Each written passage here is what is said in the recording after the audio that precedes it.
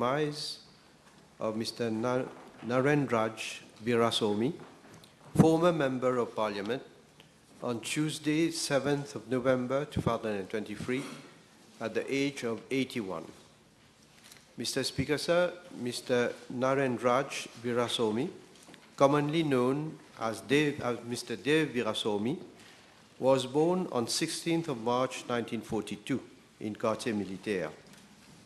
He pursued his studies at the St. Joseph College in Cupip, and after his school certificate, he attended the Royal College of Port Louis to complete his secondary education. Thereafter, he proceeded to Scotland to pursue his tertiary studies in languages, literature, and linguistics at the Edinburgh University, and became holder of a diploma in applied linguistics and a Master of Art in English. Mr. Speaker, sir, Mr. Veerasomi started his career in the teaching profession. Later, he joined active politics, and in 1969, he became one of the founding members of the Mouvement Militant Mauricien. In 1970, Mr. Veerasomi contested the by-election for constituency number 5, Pamplemousse and Triolet, under the banner of the Mouvement Militant Mauricien, and was returned to serve as member of the then Legislative Assembly. He became the first member of the Mouvement Militant Mauricien to be elected to serve the then Legislative Assembly. In early 1972, Mr. Veerasomi was jailed for refusing to pay fine for contempt of court after making public comments regarding the then Labour PMSD-CM regime's handling of strike actions. In 1973, Mr. Veerasomi founded his own political party, namely the Mouvement Militant Mauricien Socialiste Progressiste. He also co-founded the trade union movement called Fédération des Travailleurs Unis. In 1976, Mr. Veerasomi contested the general election for the same constituency number 5, Pamplemousses and Triolet, under the banner of the Mouvement Militant Mauricien Socialiste Progressiste, but was not returned. After the breakup of the MMM in 1983, Mr. Veerasomi was one of the founders of the MSM Labour PMSD Alliance, which won the general elections. Mr. Veerasomi was subsequently appointed as cultural advisor to serve the then government. Mr. Speaker, sir, Mr. Veerasomi was well known for his literary work as playwright, novel, and poem writer. He was, above all, one of the fervent advocates of the Mauritian Creole, in which language he wrote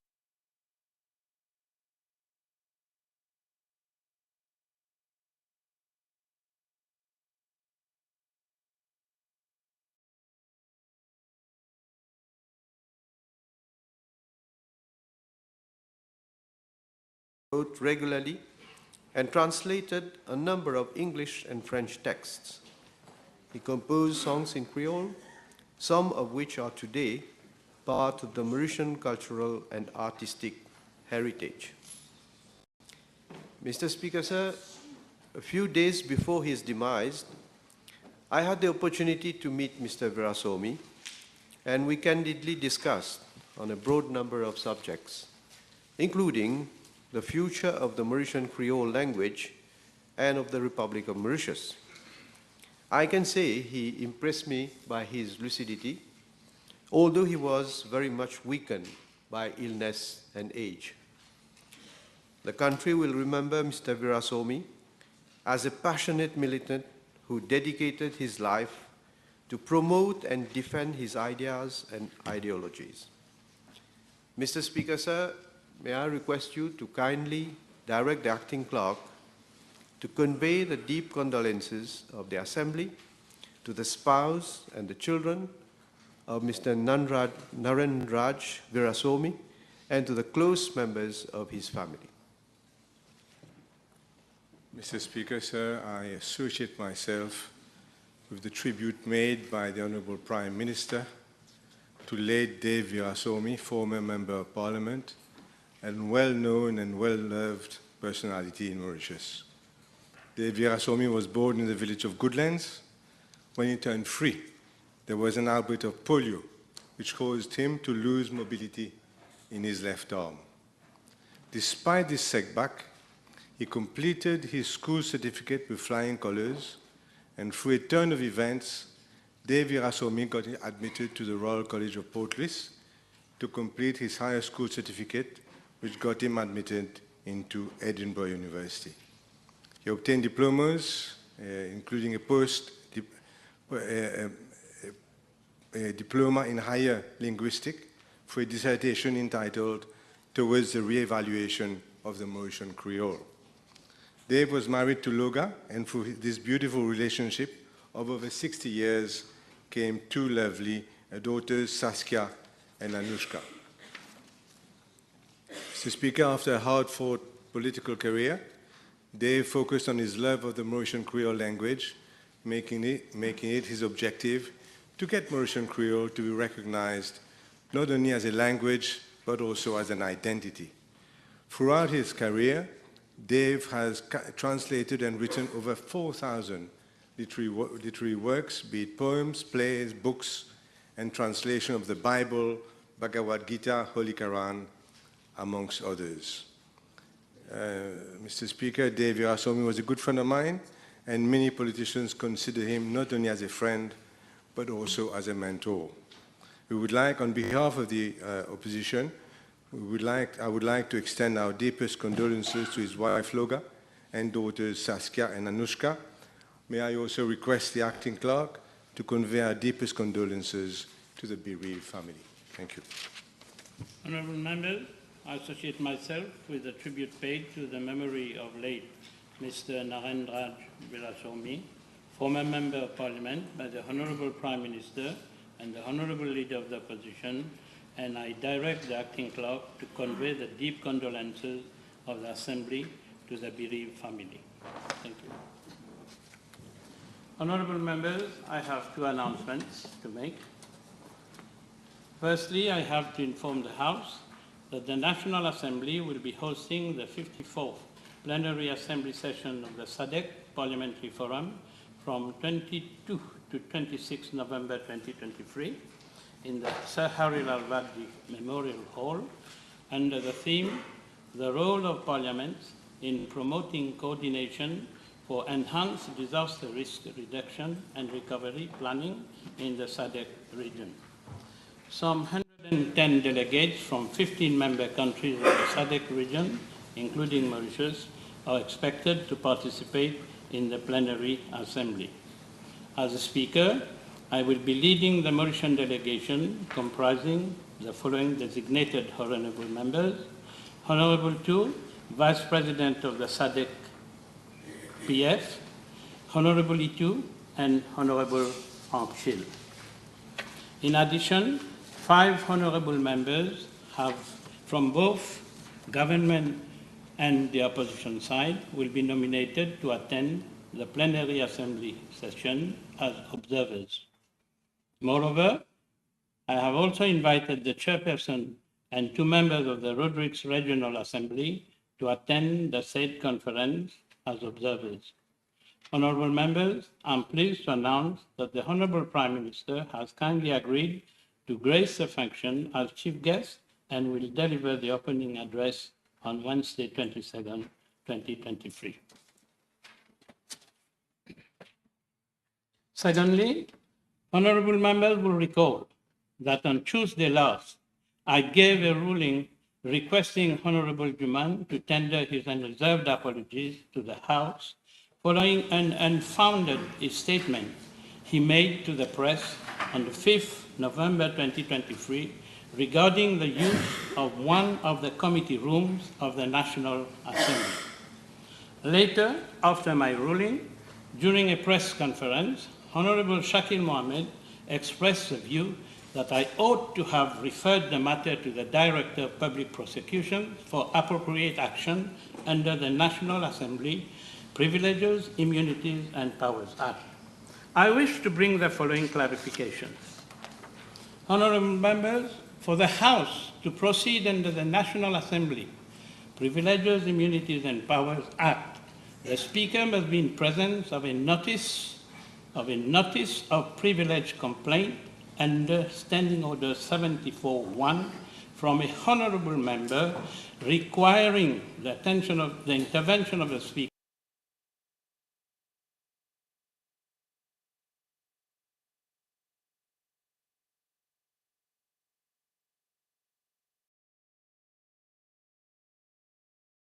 thereon, and I must point out that no such notice had been given.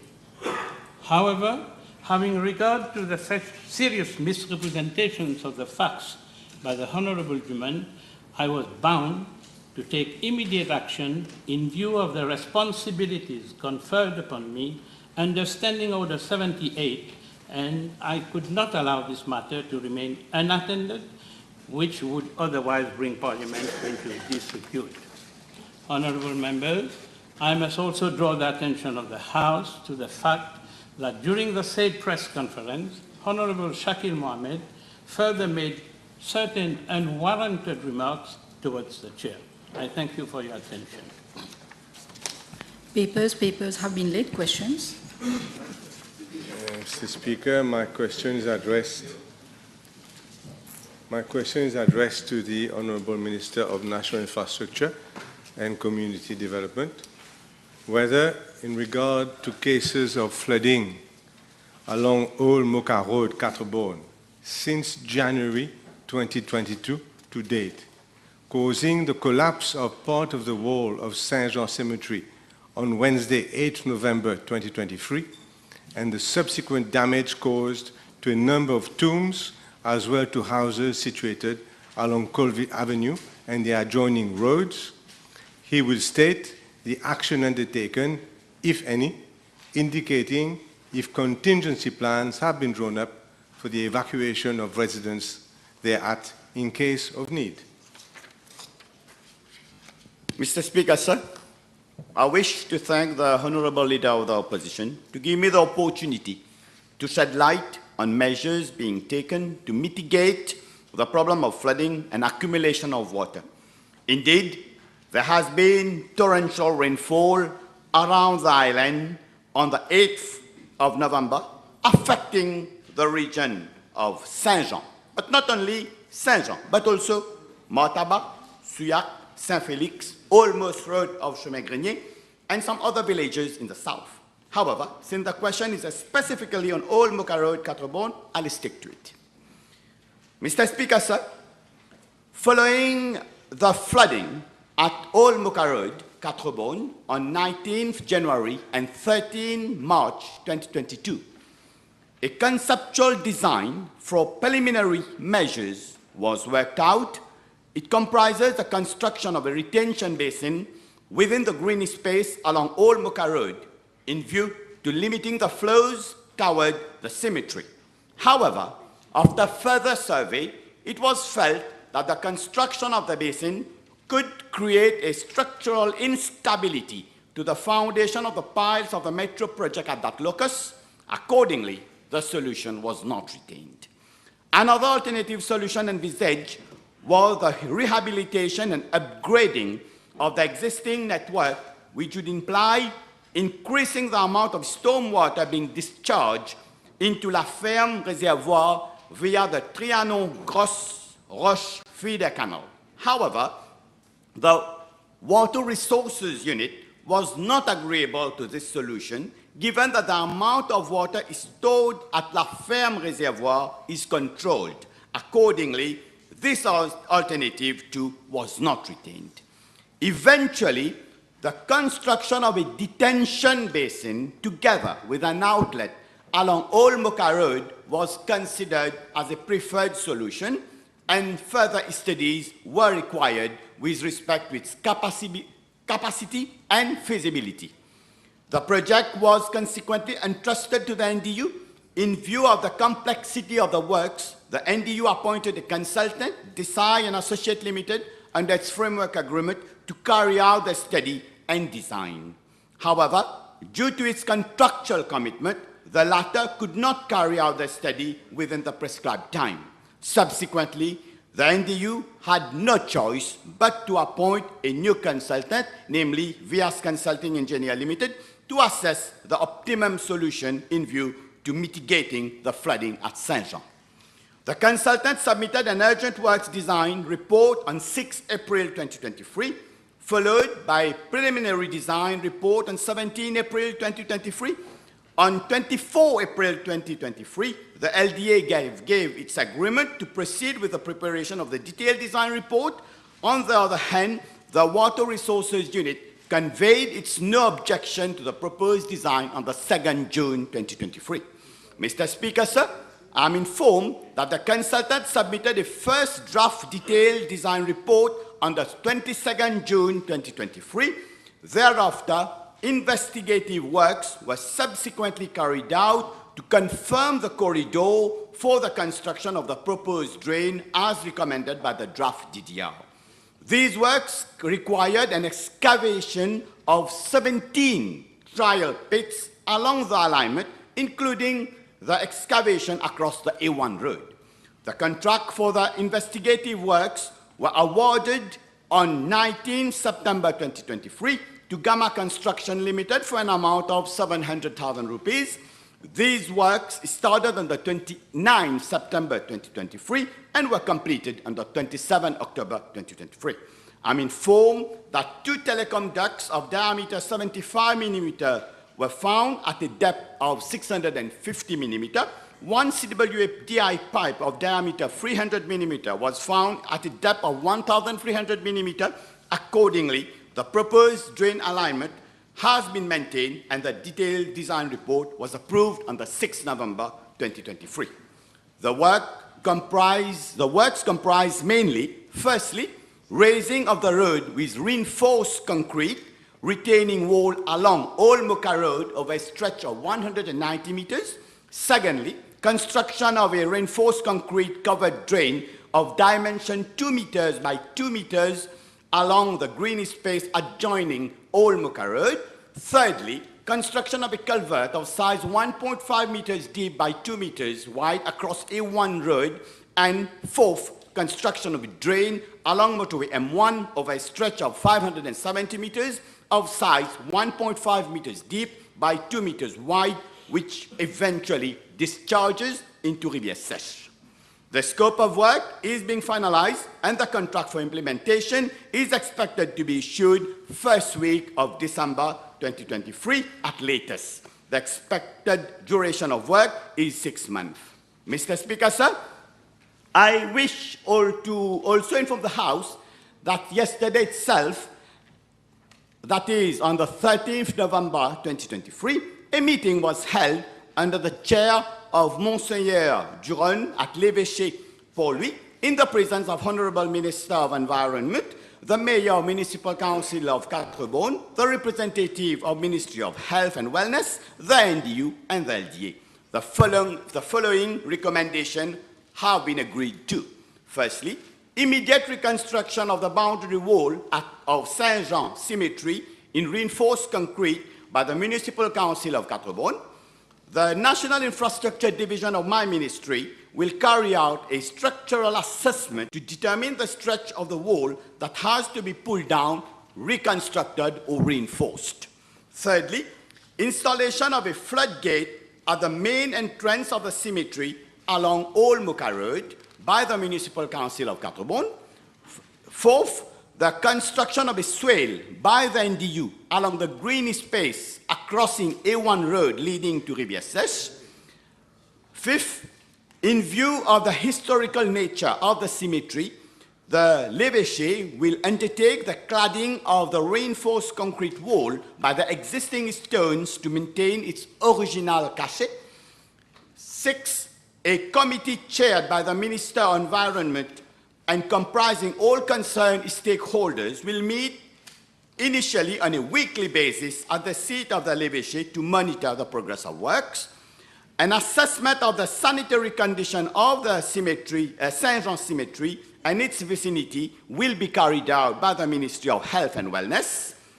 A communiqué has been issued to inform the public of the short and medium-term measures being undertaken. Mr. Speaker, sir, I'm further informed that the fencing of the cemetery has already been erected by the Ministry of Environment to secure the site pending the reconstruction of the wall. Cleaning of the tombs and cemetery will be undertaken by Ministry of Environment and Mori Facilities Limited. Moreover, the paroisse of Saint-Jean will undertake the rehabilitation of the tombs. I say this opportunity to express my solidarity with the families who have been affected by this unfortunate event, including those whose relatives are buried in the Saint-Jean Cemetery. Mr. Speaker, sir, as regards the houses along Colville Avenue, Broad Avenue, and De La Faye Avenue, there has been water ingress in the yards and few houses located in low-lying areas. However, there has been no structural damage to any building thereat. Mr. Speaker, sir, with regard to a contingency plan for the evacuation of residents, I'm informed that the National Disaster Risk Reduction Management Act of 2016 provides for the safeguard of life of person in danger, including evacuation of person at risk. The measure is activated by the NEOC, that is the National Emergency Operation Command, whenever required. Thank you, Mr. Speaker, sir. Speaker, come to the last part first. On the 8th of November, Honorable PPS Joel gave a declaration to Radio Plus, and this is the verbatim. Là, pompiers besoin stand-by et que nous pouvons essayer d'informer ban du monde qui est en possibilité de besoin évacuer. C'est parce qu'il vraiment est en danger, c'est pas parce qu'il nous envie d'évacuer. This is your own ministry, the PPS of your own ministry, stating that on the 8th of November. This is why I am asking you, what is the plan that your ministry obviously is considering the evacuation of the poor inhabitants of that region? What is your plan? I've replied already, Mr. Speaker, sir. I think the PPS has been very proactive, and we should thank her and congratulate her for being on the site at the material time. And yes, she has taken all required measures. Yes, the NEOC activate the evacuation plan whenever required, but there is also what you call the LEOC, that is the Local Emergency Operation Command, that's under the purview of the local authorities, that act whenever is required. So I don't think what we should have more. There is already an established protocol, and we go according to that established protocol. And this is exactly what the PPS has been doing. The Minister will agree that it is the main body of my questions. So I expect him to be prepared to answer how many people are likely to be evacuated, where will you evacuate them, have you prepared somewhere for them to be received and for them to be fed, and what are the conditions, how much rainfall is going to fall, millimeters-wise, for you to activate this evacuation plan. This is in the main body of the question, so I expect the Honourable Minister to be prepared with a decent answer. So I don't think what was not indecent was my answer so far, Mr. Speaker, sir. But since the leader of the opposition wants some more detail, let me give him some more details. So, according to a survey carried out by the local disaster management coordinator of the Municipal Council of Catterbourne, 5 houses at Colville Avenue, 3 houses at Broad Avenue, 5 houses at De La Faye Avenue, 4 houses at Dumont Lane were impacted. Some had ingress of water in the house, and some water was only concerned in the yard. Did you understand my question? What are the provisions that you have made to evacuate? But leave it if it's too difficult for you. We move on to another question. Now I want to ask the Honourable Minister, since January 2022, 22 months ago. This whole saga has been proof of incompetence and slackness. I asked the Honourable Minister. Now he's told us he's going to go for a drain. I understand now the drain across Old Mocha Road. But only in April, the same PPS and the municipality of Cattlebone in June were talking about construction of a pond. Now that is a few months ago. Now did you now leave for more than a year? You were on the construction of a pond, it would seem, according to your PPS, but now you have moved to the construction of a drain. Is that the situation now? Mr. Speaker, sir, we could have gone with a quick fix solution, but this is not how we operate. The region of Saint-Jean, the region of Saint-Jean could not afford a quick fix solution due to the dense population of Saint-Jean. Yes, we have taken time to find a long-term solution, a sustainable solution, to resolve the problem for good and working in a holistic manner, which is the recommendation of the Land Drainage Master Plan. So as I've said in my main reply, the pond would have put to task the structural credibility of the metro structures. Then we could not discharge the water into Canal La Ferme. So, and we couldn't take that volume of water and bring it in a built-up area. So we had to find an optimal solution that will be able, in the face of climate change, take any amount of water that will eventually come. So, yes, so today we are building. So there is a difference between a retention pond and a detention pond. A retention pond is a pond that will fill and then will overflow. A detention pond is a pond that will be filled and the drain is at the bottom of the pond. That is, it gets filled and being evacuated at the same time. Honourable Minister, you uttered one unparliamentary word. Would you please be kind to withdraw that word? Yes, I withdraw. I hope Mr. Speaker, I'd like to ask the Honourable Minister. Now, we all know that there was never before flooding on that road. Never before, and certainly not to this extent.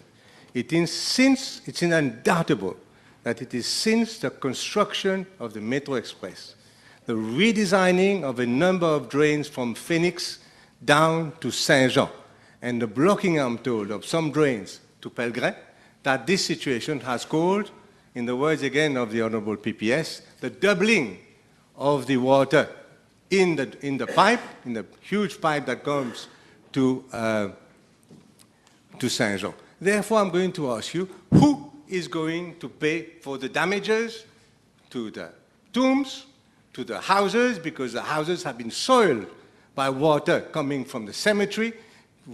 People have lost furniture, have lost electrical appliances, etc., with water coming from the cemetery, which is not a very pleasant thing. Therefore, who is going to pay for all this? Is it going to be the taxpayer, or is it going to be the Metro Express? Because never has this existed before 2022. Mr. Speaker, sir, I think this question relates more to the Minister of Security Social, Minister of Finance, that look into the compensation of people who've suffered damages. My ministry is more the Minister of Infrastructure. We see what we are building. We build drains, we build roads, we build buildings, and this is what we are concerned with, and this is what we are doing. So, and I think I've also heard that the government will surely, we being a caring government, will surely look into eventual solution of how to help. And regarding of the rehabilitation of the tombs, I think there has been a meeting, I've replied already, with the Minister of Environment, with l'évêché de Port-Louis, and it has been agreed who is doing what. So what has been agreed? I've replied already, Mr. Speaker, sir. I've replied already. I am firstly shocked that he didn't attend himself the meeting at l'évêché. So he cannot tell us also what has been agreed, that something has been agreed. And the question, Mr. Speaker, is this. The flooding never occurred before Metro Express. That is a fact. Secondly, the EIA report has never been published, only a summary has been published, and neither has a land drainage management plan. Therefore, I will ask formally the Minister now that people are affected, even more, as your colleague has said, that you publish now the full EIA report. I think it was done by Singapore Corporation Enterprise, the full one, not the one by Larsen and Toubro, the full one, and also table the land drainage master plan. Was that a question, Mr. Speaker, sir? We take note of what the opposition has said. Mr. Speaker, coming to another one of his famous reports, that is the Suez report on flood-prone areas.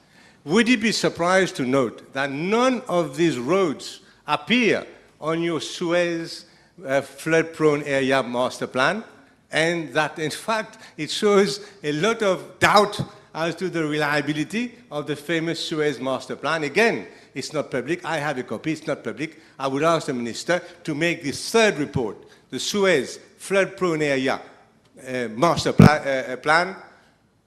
Please table it, because people are buying property and selling property not knowing that they are in flood-prone areas. Mr. Speaker, sir, I think that question relates to Saint-Jean, very specifically to Saint-Jean, Old Mocha Road. It will be good if we stick to Old Mocha Road and Saint-Jean. Mr. Speaker, I apologize if the questions are too complicated for my friend, but I thought it was normal that this is the flood-prone area, and it's not in your Suez report. What are you going to do about it, Mr. Speaker? I come back now to this EIA report. Now, this was exempted from the EIA requirement through a specific decision by the government of the day at that time in 2017, I think. Isn't it, will the Minister seriously consider tabling a copy of this EIA report, because it seems that the works have been done bric-a-brac? Mr. Speaker, sir, regarding the EIA of the Metro, I think this is not under the purview of my ministry, and I cannot reply for another minister regarding the EIA report. But we'll take note of what the leader version is saying, and I'll convey. Mr. Speaker, would the Honourable Minister agree with me that what has actually paralyzed the whole situation along Old Mocha Road to the detriment of the population of Caterbourne has been the conflict, ongoing conflict, between the Minister of Environment and his own PPS, who cannot seem to agree on anything and never attend a meeting together. This I can show you, prove to you that meetings are held at the municipality and at the l'évêché only by one and the other, never the two together, although both have important responsibilities. Isn't it, in fact, the truth that this whole comes from a conflict between these two personalities? Mr. Speaker, sir, I have already replied in details how my ministry, my very competent team of the LDA, my competent engineer under the purview of my chief project manager, the engineers of the RDA, and these engineers are qualified engineers that are working for the government of Mauritius. I stand guided by their expert advice. As far as other conflict the leader of the opposition is talking about, I don't think I will have to get into that. I'd like to ask the Honourable Minister whether he is aware that I have it from information. I didn't go under the road myself. That there was a drain which took part of the water from Phoenix down to Pellegrin and on to Rivière Sèche. Has that drain been blocked since the construction of Metro Express? Mr. Speaker, sir, Today, it's a fact that Mauritius is bustling with infrastructural development, north, south, east, west, center. And it's a matter of fact that any construction do bring some kind of change in the drainage pattern. That's a normal thing. But what's more important is today, our engineers are doing what needs to be done to mitigate. And we should know that when we talk about flooding, we are not talking about eradicating the problem. We are into mitigating. There is no dry fit policy. For instance, I know that's not your constituency. For example, what happened in Suyak. Suyak was not a flood-prone area. It was not under the purview, but it got flooded. This is what's happening with climate change today, because we've got 300 millimeters of rain in 12 hours. What type of drain infrastructure we will have to build to take that amount of water? And especially when we are operating in very built-up area, we have to build according to the space available. So, no, there was no drain blocked. There could have been, I need to check, but there could have been reorientation of few drains here and there. That's normal in construction. That's normal when we are building new roads. That's normal when we are building new bridges. So it's definitely not one element that will cause a change in pattern. We are building roads, we are building metro, we are building houses, we are building boundary walls. It's all contribute. It will be difficult to put your hand on one specific element. Thank you. Mr. Speaker, I met the minister there on a side visit. It was fortuitous, and it was not planned. About a year ago, you were looking at the big drain coming from Phoenix, and you look at the smaller drain going under the cemetery.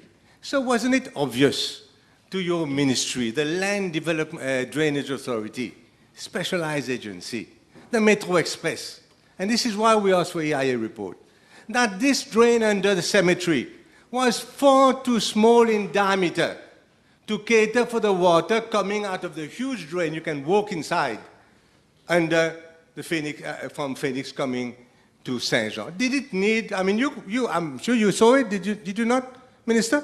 See that there was smaller drain, bigger drain?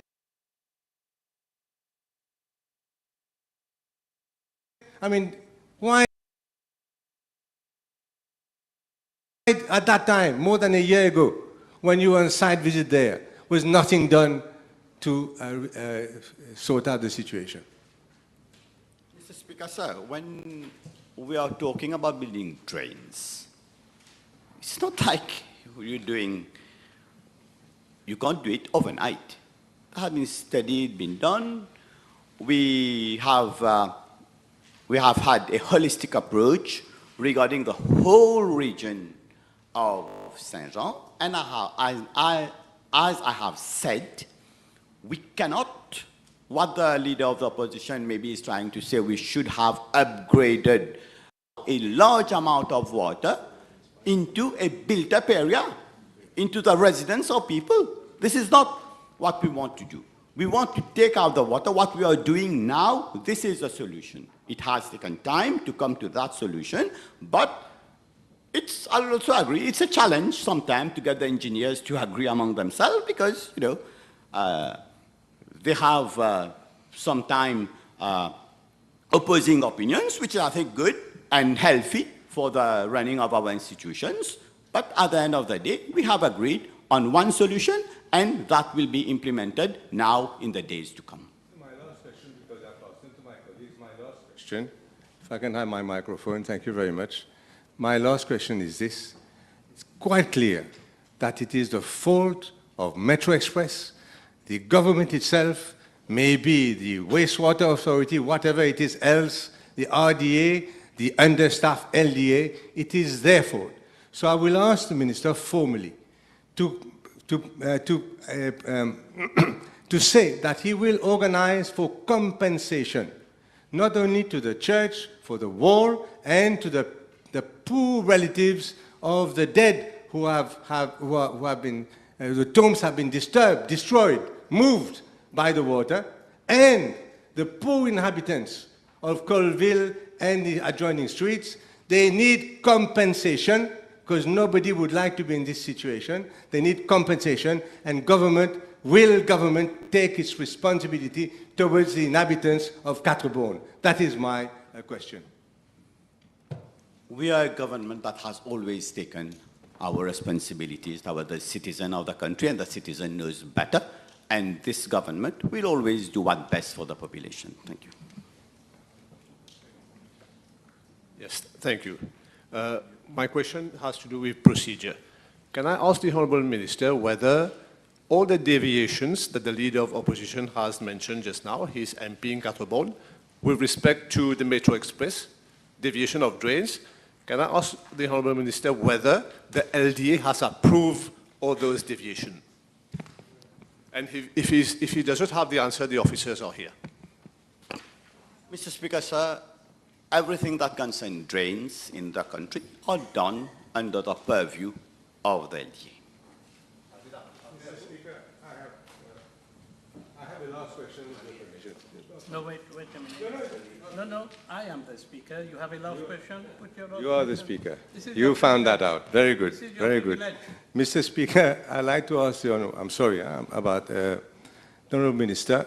There was talk of a construction of an an absorption drain along Colville Avenue of 56 meters. I have not picked it up from his answer whether this construction of absorption drain along Colville Avenue is still d'actualité, or has it now been cancelled? Mr. Speaker, sir, there are some projects. Let me tell the Leader of the Opposition and inform the House that it's not we are not encouraging at the LDA level to do absorption pits, because it works once and then it doesn't work again. It's a waste of money. This is why we are into a more holistic approach. We want to take the water to a discharge point. But sometimes I do understand the local authorities, when there is an urgency, okay, they try, then they come and they make an absorption pit that will eventually take the water to a safe outlet. But I'll also try to say, Mr. Speaker, sir, I do understand my officers. Sometimes when they go too quickly, this is also being questioned. Why you went quickly? Why you given this contract? Why you this one? And then they go through this mud slinging exercise that they now a bit used to. So I understand sometimes they try to be overcautious, and this is what happened. Then the project tend to take a bit longer to be executed. Thank you, Mr. Speaker, sir. Time is over. Prime Minister's question time. I now call Honourable Tour.